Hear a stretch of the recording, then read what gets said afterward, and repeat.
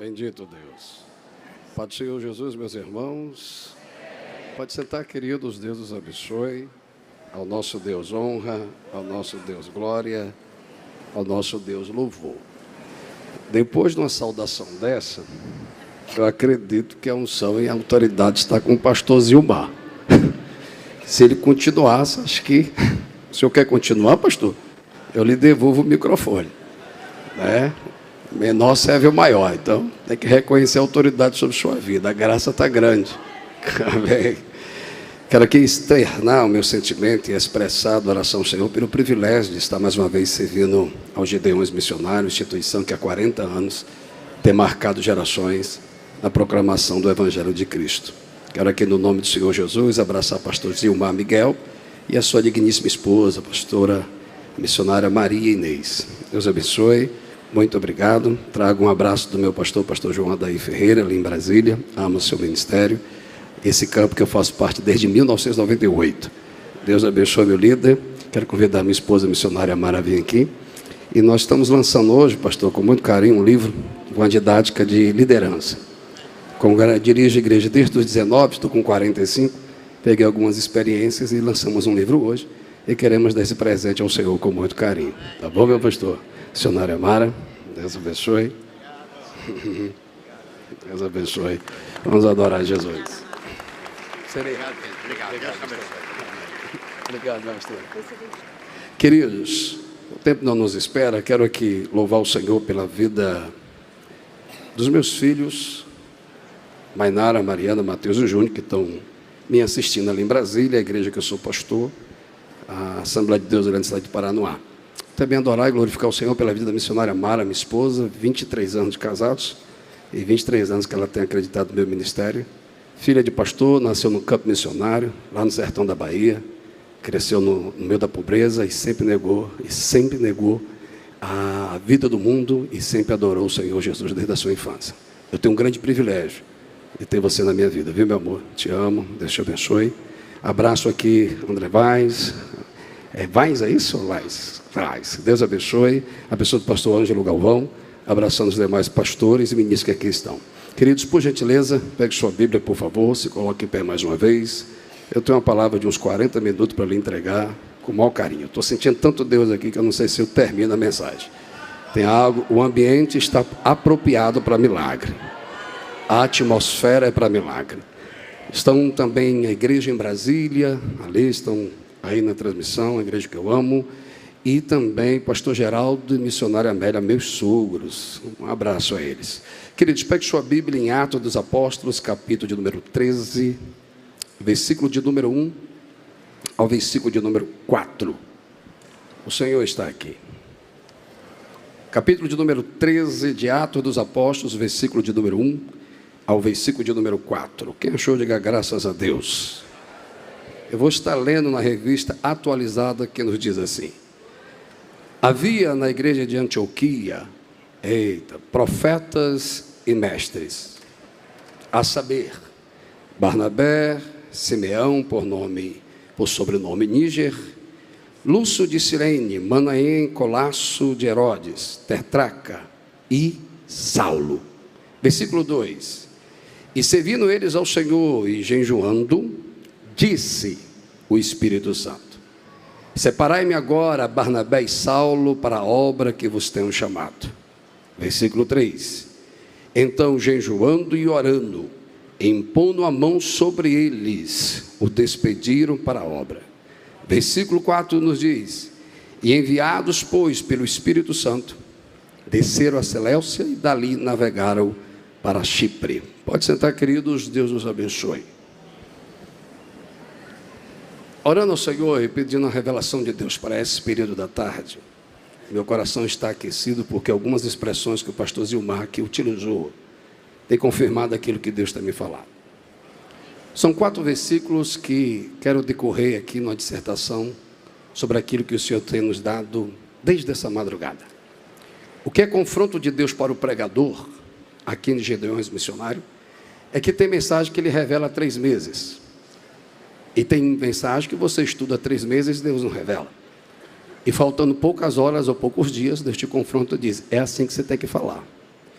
Mas a gente, na nossa complexidade, na nossa limitação, queremos falar do jeito que queremos falar. Porque temos a necessidade de ser aprovado, porque somos seres humanos.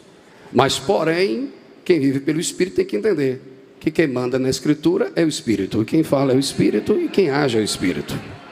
O Senhor tem me falado sobre uma mensagem subordinada ao tema, e assim Deus tem me dado 4 revelações sobre essa temática. E eu espero, assim, segundo a graça que eu estou dependendo de Deus, vos transmitir de uma forma clara e objetiva. Mas eu já vou abrir um parênteses. Eu não faço o seu culto. Cantor não faz seu culto. Pastor não faz seu culto.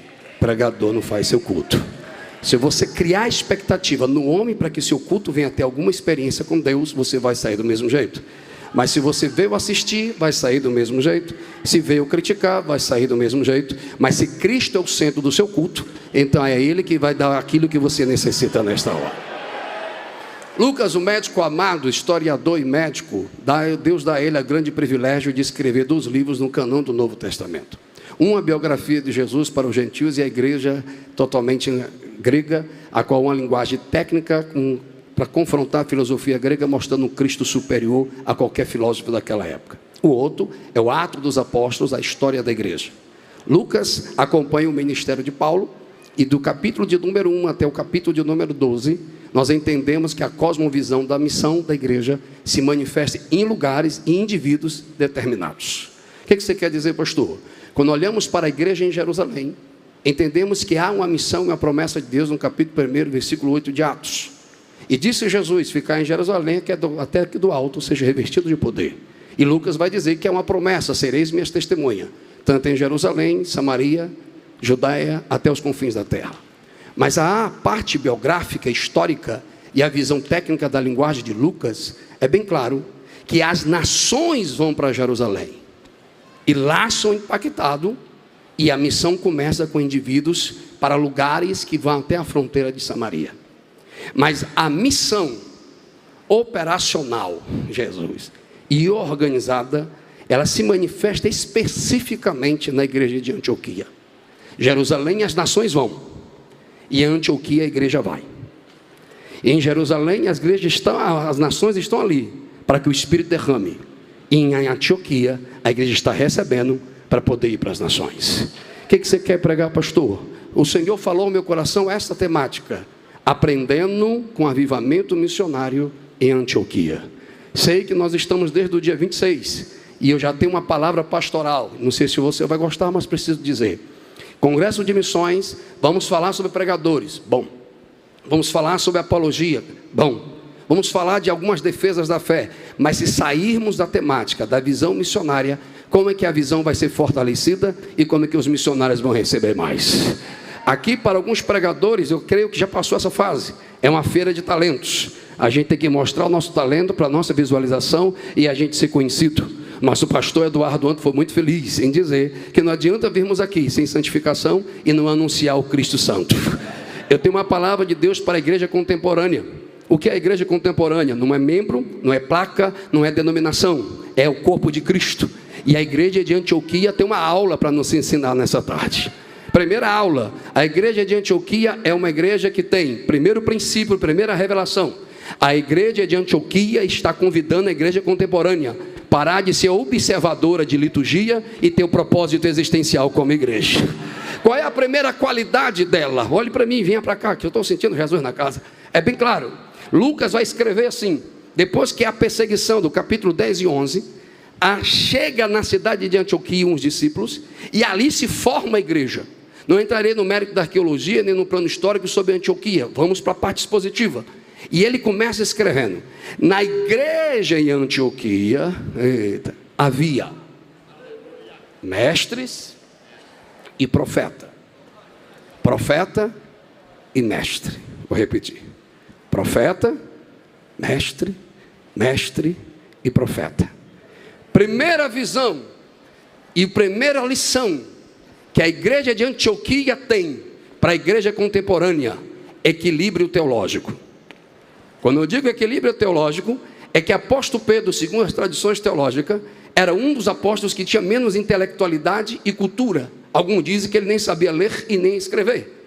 Mas ele vem na segunda epístola e diz, no capítulo de número 3, versículo 16: queridos, A graça é esta, a revelação é essa, mas porém vocês precisam aprender sobre essa justificação. Sabemos que Paulo fala muito complicado, a metodologia dele e a sua linguagem está além. Mas se eu não fosse judeu, eu ia dizer que Pedro era cearense, arretado e falava demais e ainda andava com precheira. E ele diz assim: mas quanto a mim, vou usar o meu cearenês, um macho velho, grosseiro e bruto. Mas eu entendo que quando Paulo fala difícil, não é porque ele está superior, é porque ele está nos convidando a subir. Alguém pegou? Não é porque alguém está trazendo uma mensagem educacional e didática que ele quer se achar superior a você. Não, é o convite de Deus para você subir no nível. Ei, é para sair da mediocridade e receber o conteúdo do texto e ter uma palavra básica e uma revelação plena. E ele diz assim: vem cá, disse Pedro, eu sei que o meu amigo Paulo é meio complicado no que ele fala, mas porém é verdadeiro. Então precisamos ter, eu vou entregar tudinho, Jesus. Ei, precisamos crescer, desafio pessoal, sem franquear a responsabilidade de crescimento aos outros. Sair da condição de vítima e começar a ser um crente que tenha devocional com a palavra. Parar de ser crente, de frequentar congresso, ser avivado em congresso e botar o joelho no chão, abrir a Bíblia e ter santidade em casa. Eu vou entrar. Aí ele diz, calma Márcio, você segura. Crescer na graça e no...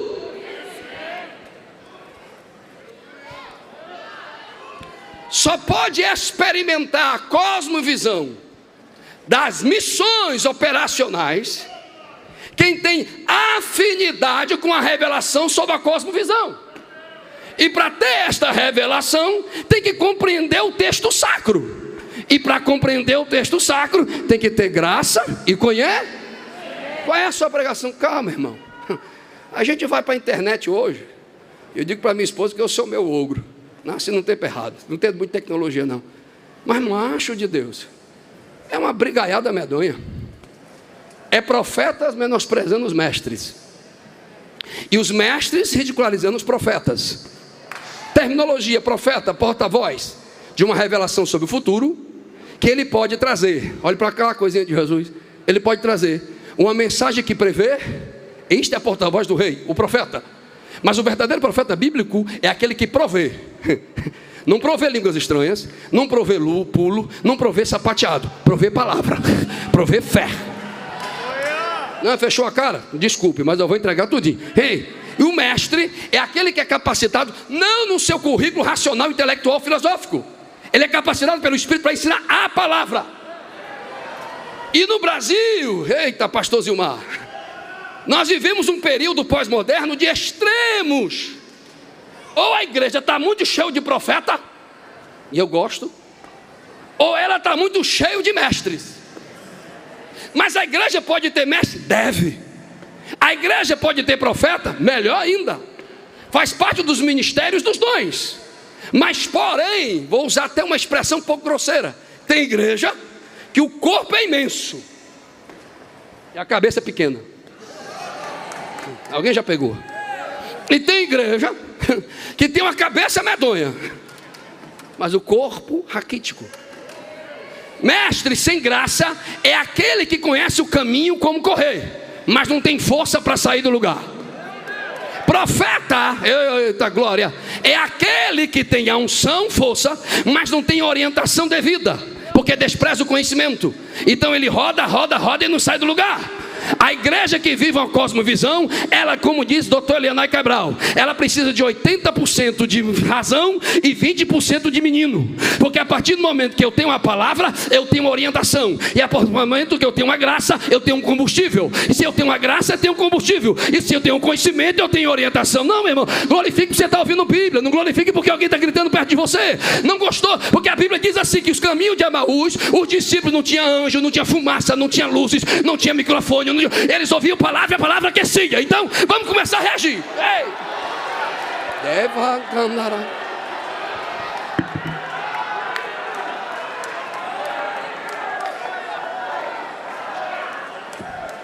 Mas os dois ministérios, pastor Ângelo Galvão, está na liderança da igreja de Antioquia.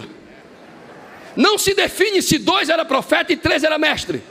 Mas os 10 maiores intérpretes vai dizer que os 5 que estavam lá exerciam esse ministério. Aí já vou refutar um negócio aqui que eu estou irritado.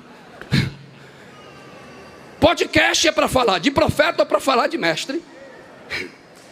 As nossas maiores polêmicas apologéticas é sobre a parede preta ou não é preta. Mas a perseguição da igreja na Síria, ninguém fala. A morte dos irmãos da Angola, ninguém fala. Os missionários que estão passando necessidade, ninguém fala. É fácil debater quando não tem necessidade de mídia, mas falar do que a necessidade é para quem tem propósito. Eita, alguém está me ouvindo aqui? Cadê os adoradores aqui? Deixa eu ouvir você. Ei!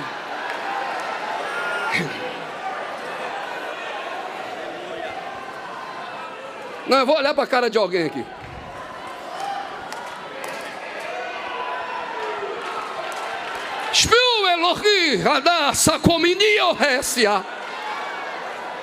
A igreja contemporânea, me perdoe, mas eu vou ser bem agressivo, ainda é muito menina na sensibilidade da letra sagrada. Porque nós temos disposição a atacar pessoas porque discordamos de opinião, mas não nos unimos para uma missão maior. Eu vou gritar, ver se alguém reage aí embaixo. O profeta é necessário e o mestre é necessário. Vou repetir, não entendi. Eita. Eu tenho liberdade aqui, então vamos lá. Ei, o congresso vai passar e a escola bíblica dominical vai estar te esperando. Os pregadores famosos vão passar e o teu pastor no culto de ensino está te esperando. Os cantores da mídia vão passar, mas quem vai pagar o preço na madrugada é quem está orando, jejuando, abrindo a Bíblia para te ensinar. Vamos parar de ser crentes de festa e vamos ser crentes de propósito, porque é isso que Deus tem para essa geração. Tem pentecostal que ama a Bíblia aí, levanta o céu, levanta, ei.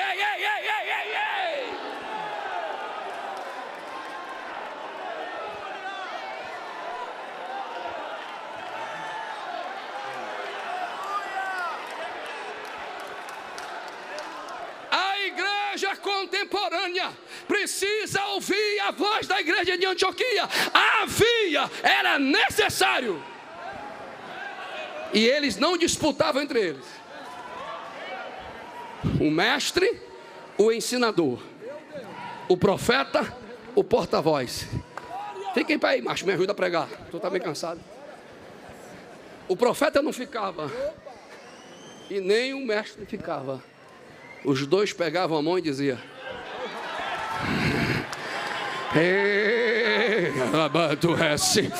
deixa eu profetizar na minha vida. Não sei se você vai se incluir, mas se você quiser, recebe. Senhor, que ainda este ano haja em mim equilíbrio teológico para viver a visão missionária. Quem está me ouvindo aqui? Eu preciso do jejum, mas eu preciso da Bíblia aberta.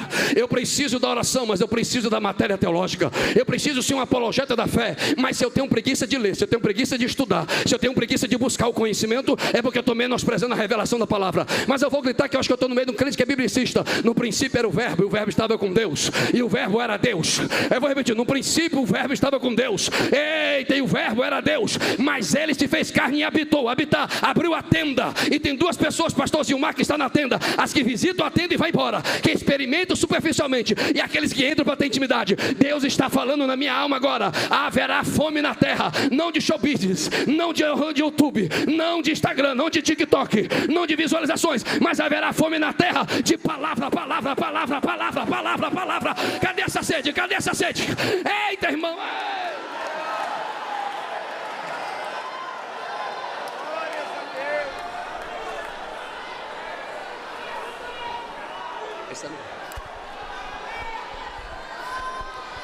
Estou no primeiro princípio da revelação da temática. A igreja de Antioquia dando conselho para a igreja contemporânea. A igreja contemporânea precisa do equilíbrio teológico que havia na igreja de Antioquia. Quem concorda, diga amém. Amém. Vou abrir um parênteses, pastor, que nós somos continuistas. Acreditamos na atualidade e continuidade dos dons. Essa irmã de vestido preto, não lhe conheço, mas o meu Deus mandou lhe dizer publicamente, e ele está quebrando o meu ego, que eu queria pregar só dentro da homilética do sermão, mas ele mandou dizer: quem manda é ele? Ele te diz: 17 de fevereiro de 2024, até hoje, às 10 horas e 53 minutos, a tua família estava no vendaval. Mas tu veio a Ashna caminhando e olhou para o céu e disse: Senhor, que eu não saia deste congresso de mão vazia. Responde lá, Jesus. E o Senhor te diz: tu não pediu? Então te alegra, vou resolver aquilo que tu não pode resolver. Recebe a graça aí. Cadê os mestres e os profetas da igreja? Se tem 2 aqui, eu sou o primeiro. Cadê o segundo? Quem vai adorar? Quem vai adorar?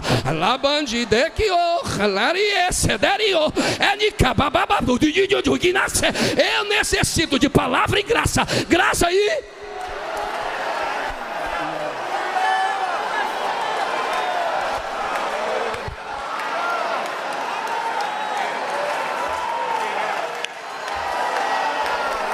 Isso não é sensacionalismo e nem manipulação neurolinguística, e nem hipnose das técnicas de manipulação. Isso se chama profeta. E o Senhor está me dizendo que há uma nuvem de glória para descer nesta casa. Satanás está furioso com a reforma interna e com a transformação de caráter dessa instituição. E ele queria naquela rampa sangue derramado e escândalo nessa casa. Mas o Senhor diz: o anjo foi mandado e o laço de morte foi quebrado, porque Deus está levantando alguém em oração. Cadê os guerreiros? Quem entra na guerra? Quem entra na guerra? Quem entra na guerra? Quem entra na guerra? Vou encerrar.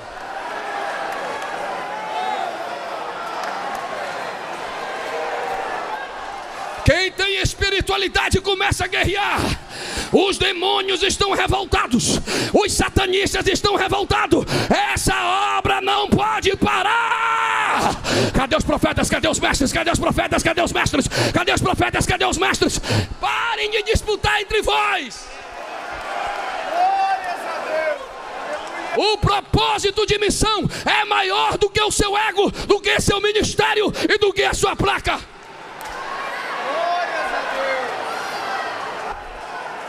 Posso continuar? Ainda tem mais 3 revelações.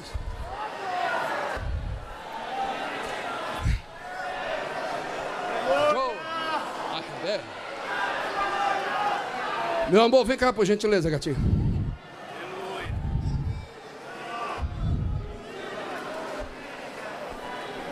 Quem engana é homem. Quem decepciona é homem. Mas o Senhor permanece fiel. O Senhor te despertou a vir hoje à tarde, porque Ele precisa curar seu coração. O Senhor traz ressignificância à chamada que Jesus tem para a tua vida. Mas perdoar não é esquecer, não. Perdoar é sarar o passado, porque você acredita no futuro melhor para você.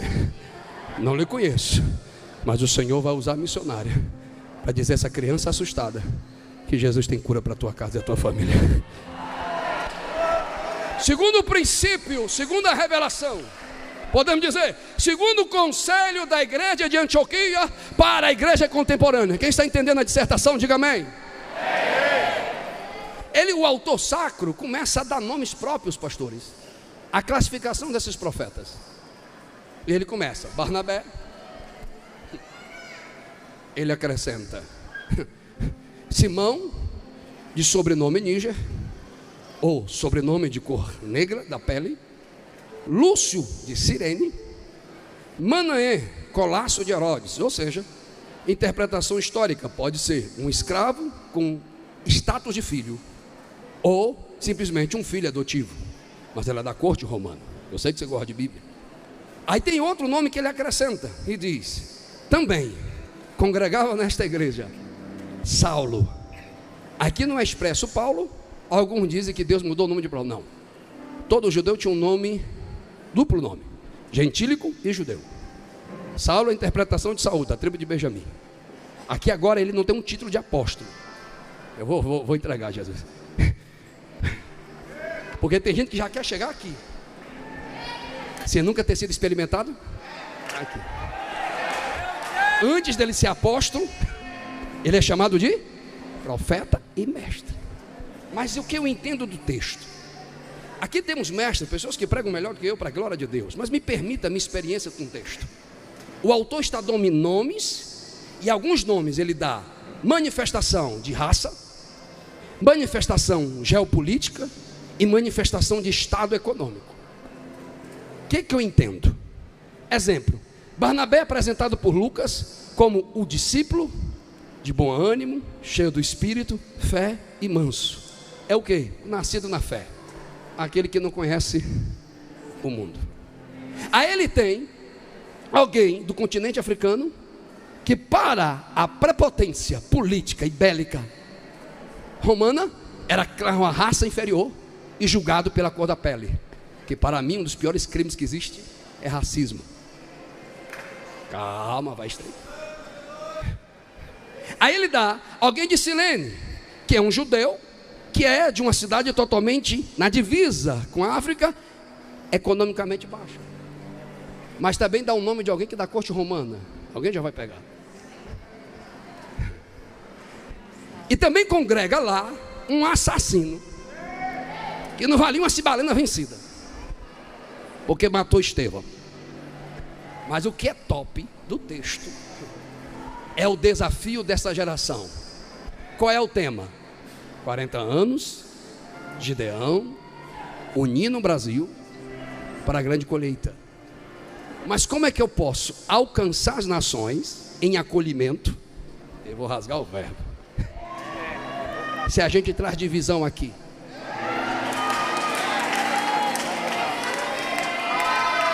Você é inteligente, eu não estou pregando para pessoas abestadas não. Segundo o conselho da igreja de Antioquia para a igreja contemporânea, precisa de equilíbrio social.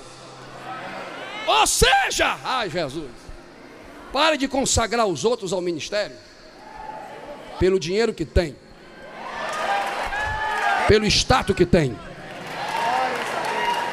Pare de se tu é cristão e o evangelho é o centro da sua fé, pare de medir as pessoas pela classe social, pela cor da pele e pelo nível intelectual.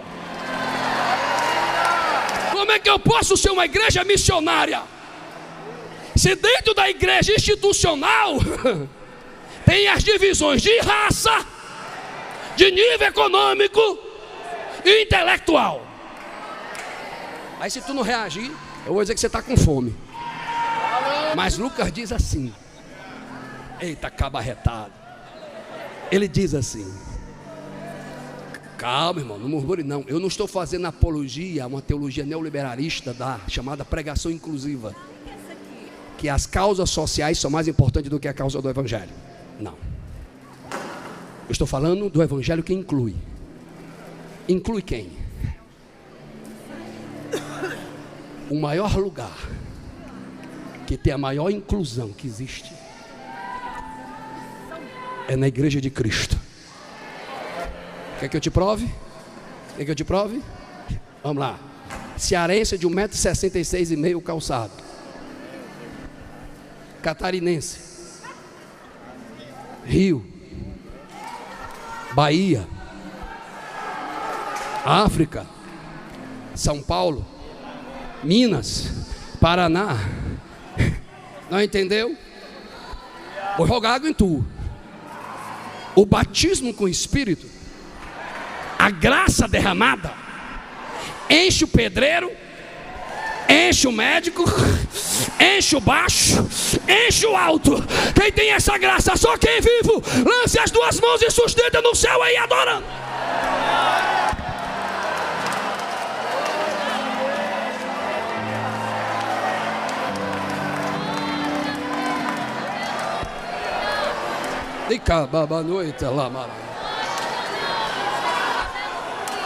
Então a igreja tem que quebrar a barreira racial, a barreira regional,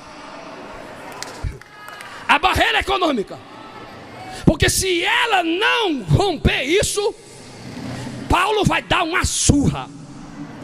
Lá na primeira carta aos Coríntios, capítulo 1, versículo 8, 9, 10, 11, Paulo diz: ei, amados coríntios, ele mandando um zap, estou falando com vocês que vocês têm que ter o mesmo propósito, o mesmo sentimento, a mesma koinonia. Mas porém, desculpe, os senhores convidaram um pregador pastor. Então, a minha didática é, minha preocupação é quem vai pular, não, é quem vai entender. Você entendeu, quem faz é o Espírito Santo. Ei. Mas eu sou pela família de Clói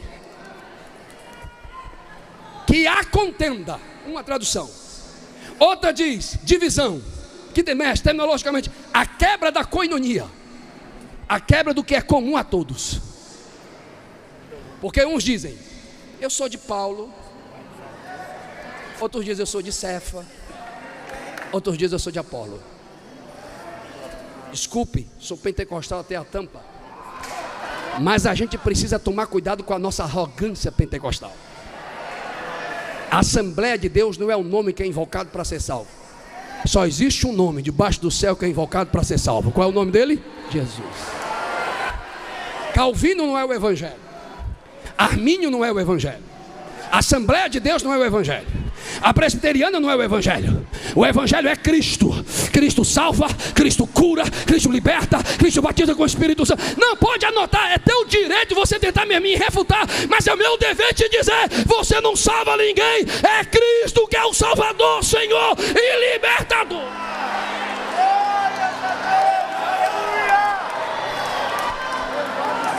Mas a gente quer dizer quem é maior, quem é melhor.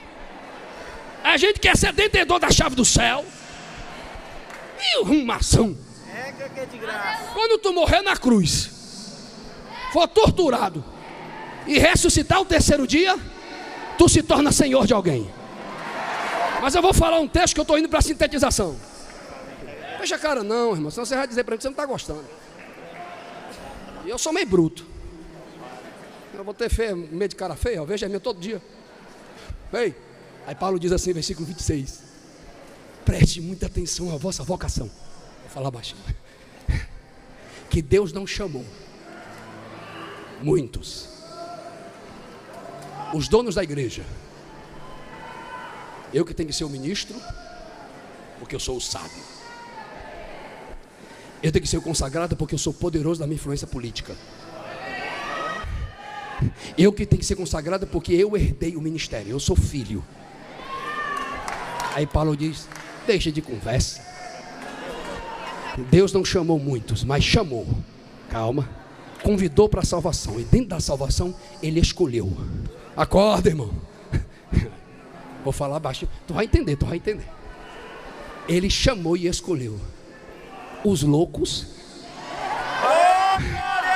para confundir os sábios, os fracos para confundir os fortes, e mais forte, chamou os que não são para confundir os que são. Tem gente que tem título dos homens, mas não tem graça da unção. Tem gente que tem reconhecimento dos homens, mas não tem chamada de Deus. Mas hoje, nesse dia 2 de maio de 2025, tem uma igreja que vai dizer, não serei dividida, porque o corpo de Cristo não está dividido. Quem me ajuda a adorar? Quem me ajuda a adorar?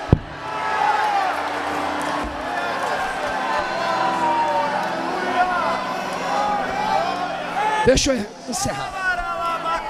Estou tentando, irmão, mas estou tão cheio de Jesus. Eu estou tão cheio de Jesus.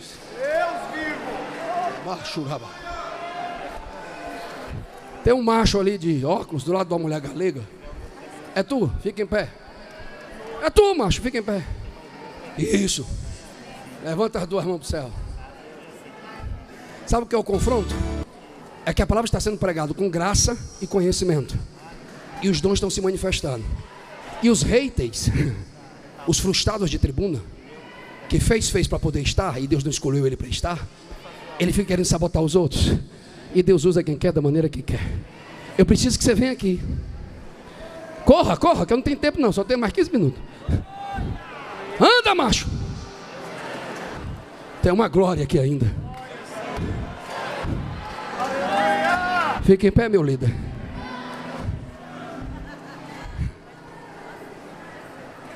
Quando o Senhor abraçar este homem, algo novo começa de Deus na tua vida. Porque tem homens que querem ser dono do nosso direito de ir e vir. Mas quem é nascido de novo é soprado para onde Jesus quiser. Tu tem que decidir se tu vai querer agradar o coração de quem quer ser o teu dono, ou agradar o coração daquele que há 17 anos atrás te tirou do laço da morte e te deu vida. Por que eu pedi o Senhor? Porque quem é líder vai somatizando, e o luto vai nos sufocando. E tem hora que a gente passa por outro que está bem, mas o Senhor te diz publicamente, conheço os quartos mais ocultos de tua alma, e hoje eu vou consolar a tua alma, e renovar a tua força. Quando tu abraçar isso, moço, algo começa novo de Deus na tua vida e de novo de Deus na vida dele. Vai lá. Se tem 2 adoradores, eu sou o primeiro. Deixa eu ouvir a voz dos Gideões missionários aqui.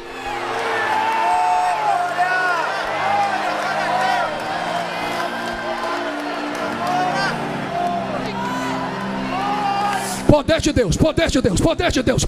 Ei, pare de aplaudir, igreja, e comece a glorificar, que é melhor. Pare de fazer aplausos e dê glória e aleluia, que é melhor. Ele ataca de Deus, ele é bestia. Deixa eu correr. Vou quebrar o protocolo, vou ter que sentar aqui. Uma das causas, pastor, eu não estou falando teoricamente, porque eu dirijo igreja desde 1999. Eu não tenho teoria, tenho prática, rebanho. E eu vou dar um conselho aos itinerantes que estão aqui. Tente apacentar um dia, para você compreender a alma de um pastor, para depois você criticar ele. Paulo diz que havia uma causa de divisão. Eu vou usar de metáfora, missionária Amara, a mesa de Pedro e a mesa de Paulo. Alguém está entendendo o que eu estou pregando? Aí Paulo escreve à igreja de Galácia, na Galácia, que os pseudos estavam lá dizendo: não, tem que circuncidar. Havia 2 extremos. Posso continuar, irmãos? Havia 2? Fala para fora, parece que está com fome. 2? Os que queriam a radicalização do judaísmo e os que queriam a teologia neoliberalista. Aí Paulo chega e diz assim: calma aí, aquele que começou a obra foi pela graça. Eita! E disse Paulo: Deus chamou Pedro para os judeus, e Deus chamou Paulo para os gentios, cada uma na sua vocação. Mas porém, no dia da convenção, cheguei em Jerusalém. Eu vou acabar. E quando eu chego, eita Jesus, todos estão na mesa, pastor. Todos estão na mesa. Mesa, discipulado, mentoria, comunhão. Eita. Partir do pão.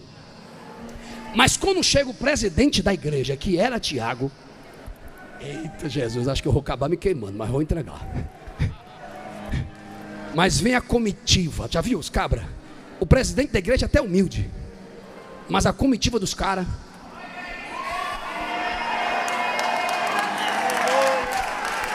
sem a graça o cabra não valia nada. A Jesus dá graça, e porque Deus dá graça, e permitiu andar com alguns homens de Deus, ele olha para os outros de cima. Aí quando o Tiago chega, sabe o que Pedro faz? Levanta e vai sentar com os judaizantes, que Paulo chama de falsos irmãos. Esse falso irmão aí que está desejando que a minha mensagem seja infeliz, esse falso irmão que está desejando que essa festa seja totalmente frustrada, esse falso irmão que quando Deus começa a te prosperar, ele se incomoda, porque a mediocridade se manifesta na incompetência do invejoso. Porque se eu não me alegro com a prosperidade do irmão, é porque a mediocridade está em mim. Mas se eu tenho maturidade para me alegrar porque Deus vai usar outro, é porque Deus está dizendo: meu filho está sarado. Mas Pedro acho que eu estou pregando Bíblia. Pedro se levanta e vai sentar na mesa dos preconceituosos, da meritocracia religiosa, dos títulos. Porque quando a gente não está com o microfone, eu vou ser sincero, estou ouvindo desde 2019. Tem gente que passa por nós e pregador.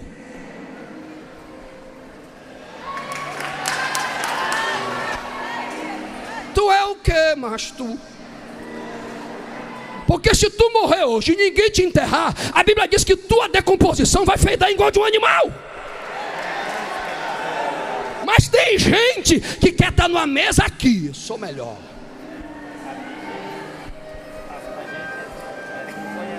Aí Paulo levanta, pastor, e arrepia em cima de Pedro. Que é isso, macho? Tu quer que o gentil seja judeu e tu vive como gentil. Oi? Não. Qual é a mesa de Paulo? Não te conheço, irmão, mas eu não vou te julgar pela tua aparência. Eu vou adorar o Senhor que te salvou. E se tu quiser minha amizade, não vai ser pelo que eu tenho, mas para quem é Deus na minha vida. Eu não preciso da tua amizade pela agenda que tu vai me dar. Eu preciso ter a amizade com você pelo homem de Deus que eu te reconheço. Mas as pessoas, aqui não, que os irmãos já estão no terceiro céu. Não. A gente tem uma mesa de unidade. Não tem. Vou dar um conselho ao senhor, publicamente. Eu comecei com 17. Conheci muita gente que começou bem. E muita gente que começou bem aqui e terminou mal. Porque não importa como começa, importa como termina.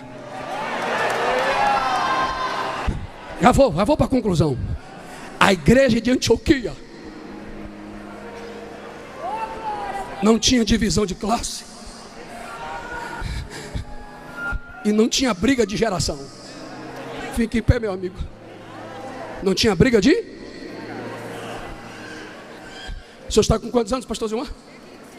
O senhor pode ficar aqui em pé, por gentileza? Olhe, Paulo vai dizer na segunda carta a Timóteo, capítulo 2: meu filho Timóteo, eu te entrego o que tu aprendeu de mim de exemplo, e eu te exijo, seja fiel e transmita para os outros homens indignos e fiéis, que transmita para o outro. O conflito de gerações na pós-modernidade na igreja é terrível, porque tem uma geração que está chegando, e está chegando com mais favorecimento do que nós, porque a mídia leva mais do que na nossa geração. Uma pregação dele alcança muito mais gente pelas redes sociais, e a graça que Deus tem dado a ele. Mas a geração do pastor Zilmar, a geração do grande mestre chamado Gesiel Gomes, que pregou aqui e me impactou, os 3 ícones de Deus, Abraão, Isaac e Jacó, e ele apresenta que Deus é Deus de geração: Deus dos avós, Deus dos pais e Deus dos filhos. Mas se não tiver alguém, eu já vou, que leve essa geração a ser reconhecida por essa geração não tem estrutura para o amanhã. E se essa geração não acolher essa geração, não tem história do passado para contar. Aí eu vou voltar, só um minutinho, pastor, só um minuto, para a minha geração, viu, pastor Ângelo? 40 anos, 45 anos, 50 anos, é a nossa geração que precisa, eu vou entregar um mistério de Jesus aqui, se tornar a ponte. Tem menino de 20 anos que está evangelizando nações pela internet. Eu preciso pegar essa geração, trazer nessa geração, porque a igreja não tem divisão. Cadê a igreja? Cadê a igreja? Se coloca em pé. Cadê essa igreja? Cadê essa igreja? Abraço.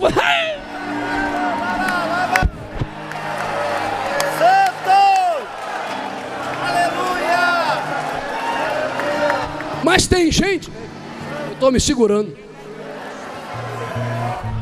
que pensa que é eterno, que o cajado é eterno. Precisa se preparar uma geração para o futuro, precisa se fazer discípulos. Me perdoe, pastor, por me emocionar, mas na minha pouca idade eu tive uma crise vocacional, ia desistir. E nesse púlpito, pastor Luiz Antônio, saudosa memória, pregou sobre a autoridade da igreja no campo missionário e trouxe sobre os rabiscos da terra. E ele dizia em Coríntios, até hoje, desses 45 anos de idade, eu não vi um pregador tão expositivo na primeira carta aos Coríntios como Luiz Antônio. E ele disse: uma geração precisa ser levantada por outra geração.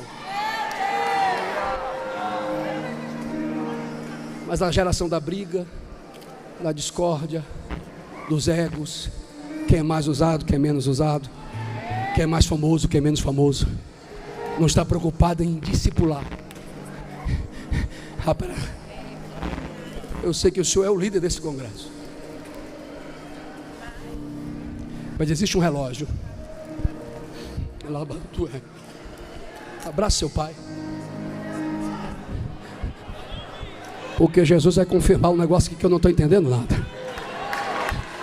Pastor Ângelo, chama, anda lá, coloque a mão sobre eles para mim.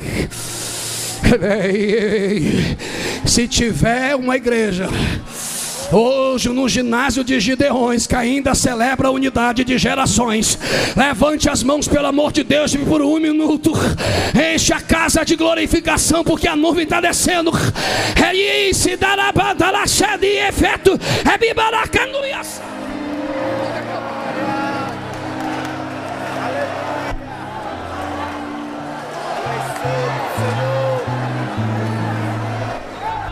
Tu é cela, tu e Micael é pleistiofor. Quem disse que eu não sou Senhor? Que falo do jeito que quero e revelo o íntimo dos meus. Eu marquei esta noite para quebrar barreiras neste lugar.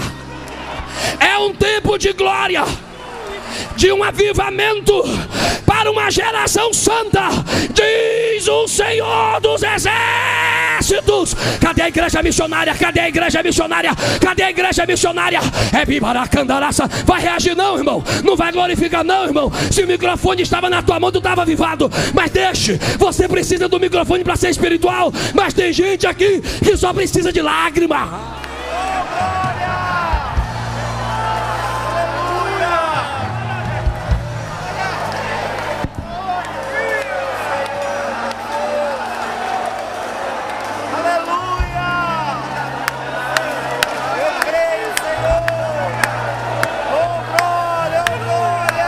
É Deus de gerações.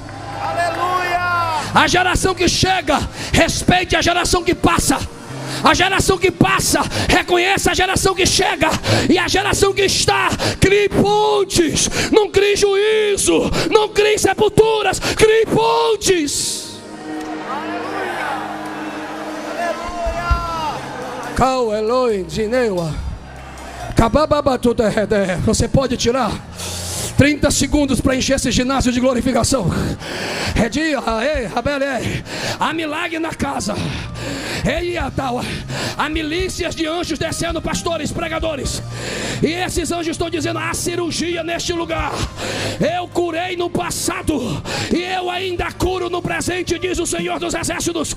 Há milagre. Quem recebe adora, quem recebe adora.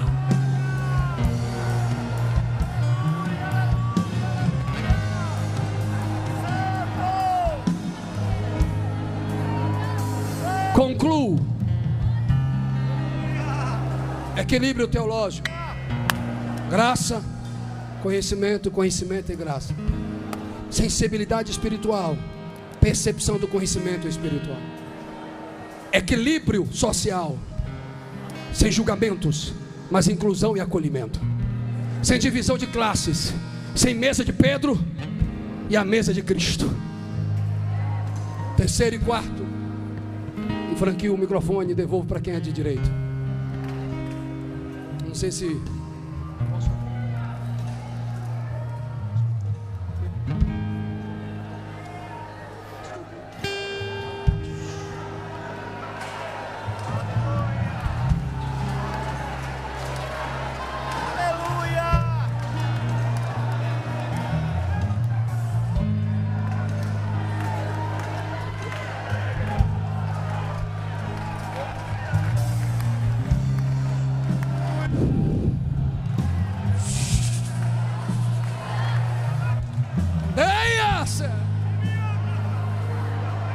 E esta igreja com equilíbrio, e esta igreja com equilíbrio social, era uma igreja que tinha necessidade do sobrenatural, pois a Bíblia diz que eles, servindo ao Senhor com jejum e oração. O meu presidente disse: Deus não unge métodos, Deus unge pessoas. Tem mestres aqui que conhecem mais do que eu. Eu não conheço um avivamento da igreja que começou com coroa, com prédios e com títulos. Começou com joelho no chão, lágrima no rosto e coração quebrantado. Deus ainda pode achar esses da igreja contemporânea. A igreja precisa voltar à cultura da oração e do jejum e da santificação. E aqui eu oro. Seria bom alguém abraçar essa irmã, porque toda hora que eu estou pregando, um anjo do Senhor vem sobre ela e diz assim: eu faço o transplante.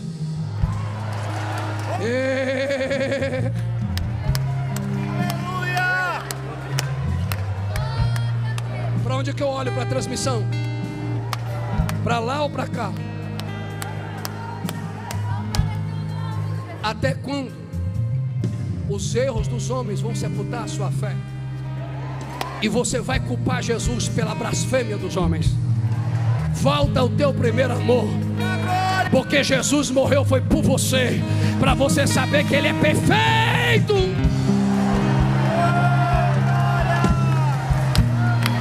É uma igreja que busca o sobrenatural. De Yassau, Edéria, Forigminagai, Yassau. E é uma igreja que envia, é uma igreja que sustenta, e é uma igreja que não trata. E o Espírito falou: separe para mim Saulo e Barnabé para a obra que vos tenho chamado. Vou voltar para os missionários. A igreja de Antioquia fala para a igreja contemporânea: se não tem missão, é uma igreja fracassada. Se não envia missionário e não sustenta, é uma igreja fracassada. Aqui eu encerro para orar por alguém. A igreja de Antioquia não enviou mendigo, não enviou mártir, enviou missionários. Existe um paradigma, e eu vou entrar em polêmica agora. Enquanto nós pregadores, e eu estou dentro, recebemos ofertas milionárias, o resto está voltando para a obra missionária. Enquanto tem pregador ganhando 10, 15, 20 mil, o missionário está lá fora por 1.000 e 2.000. Eita Jesus, alguém não é possível que você não vai glorificar comigo.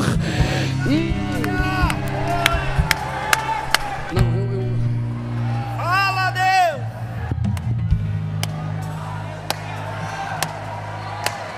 Para onde que eu olho? Tu que fica usando os lençóis e dizendo que está tirando oferta para o campo missionário, e se aproveitando da inocência e do princípio de graça da igreja com missões, e fica se enriquecendo em uma temática nobre que é missões. O meu Deus está lhe dizendo: a tua vergonha vai vir, a tua vergonha vai ser mostrada. E tu, líder, que anda com um carro de 1 milhão, 1,5 milhão, e o teu obreiro passando fome, tu já recebeu a tua recompensa, mas Lázaro vai receber muito mais lá na eternidade.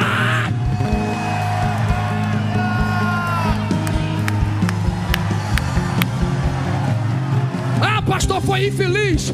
Quem vive pela mentira sempre vai se incomodar com a verdade, mas quem vive pela verdade vai celebrar a verdade.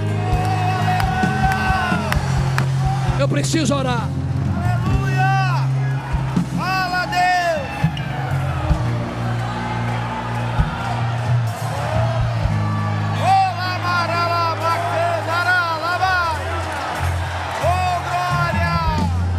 O campo missionário está cansado de selfie. O campo missionário está cansado de videozinho. Eu estou aqui fazendo missão. Quem faz não precisa estar se manifestando. Quem faz, faz. Quem faz, faz. Quem faz, faz. Mas eu quero orar em 2 minutos com alguém. Eu quero orar pela igreja contemporânea que vai viver segundo a visão da igreja de Antioquia. Eu quero orar. Me perdoe, pastor. Traz esse menino para mim aqui.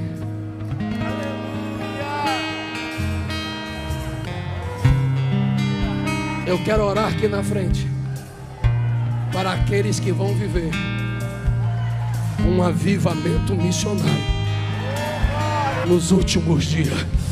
Quem precisa deste clamor? Se eu fosse você, eu corria. Você entendeu a mensagem? Olhe para mim, criança. Olhe para mim, criança. Olha o que o meu Deus te diz. Eu vejo aquela instituição.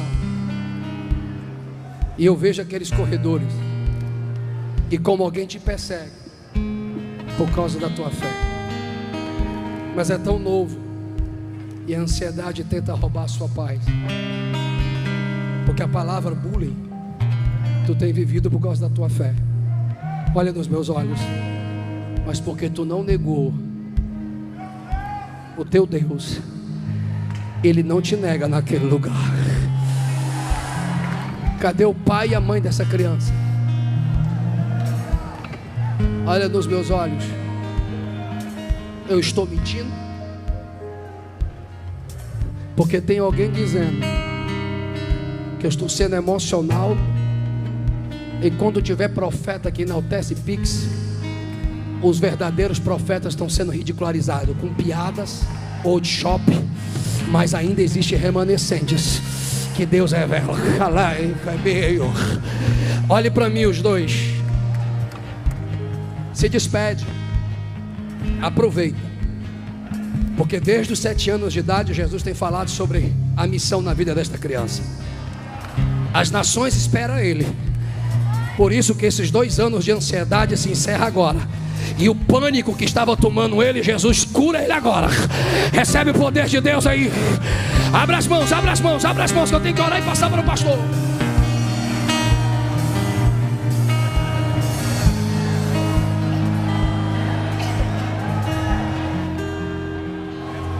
A igreja de Antioquia diz: equilíbrio teológico, equilíbrio social, prazer no sobrenatural e enviar, manter, sustentar, cuidar de missões.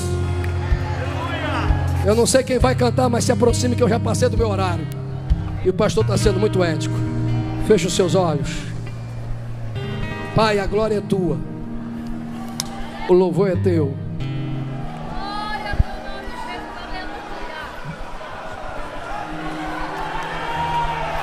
Ainda não canta não, porque o Espírito quer usar a voz da igreja agora. O som de uma onda pentecostal. Cheia Elohi, rebeba etioca mando etala para etala para etala baixia. Heribida candoiete que me do que dá o assau. Rebibabando eterio fora que dá a saba da gal. Cadê a voz da igreja missionária? Cadê a voz da igreja missionária? Cadê a voz da igreja missionária?